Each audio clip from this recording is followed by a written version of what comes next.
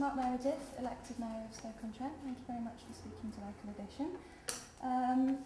We will start by just getting a very brief overview of the kinds of areas you're particularly interested in hearing from local voters about. What particularly are you working on as opposed to things they should write to their councillors about, or the MP? Well, as the elected leader of the city of Stoke-on-Trent, I think it's very important that we listen to the whole community.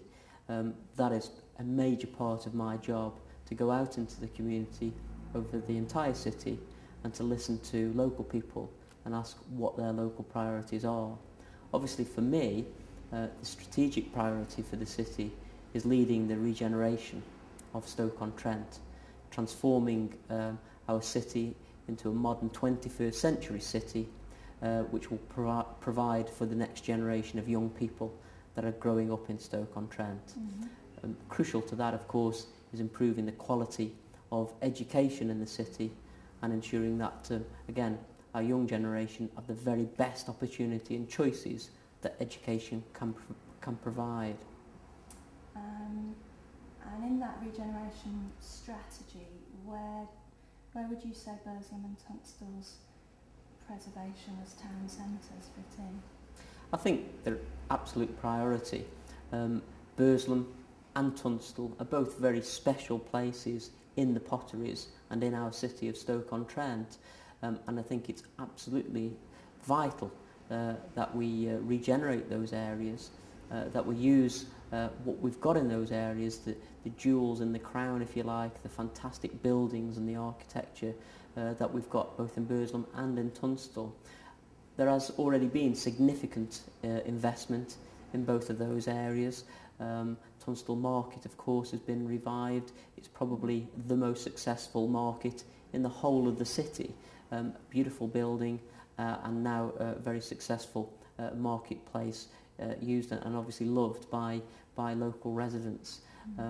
Burslem, internationally renowned architecture, again a wonderful place, and investment needs to continue there to ensure that Burslem is at the heart of that community and that Burslem succeeds. So you would say both of them have a future as economic business centres in their own right? Absolutely. I think the city as a whole needs to be driven by a modern and successful city centre, and that needs to be transformed, and that needs to be the engine that drives the whole of the city.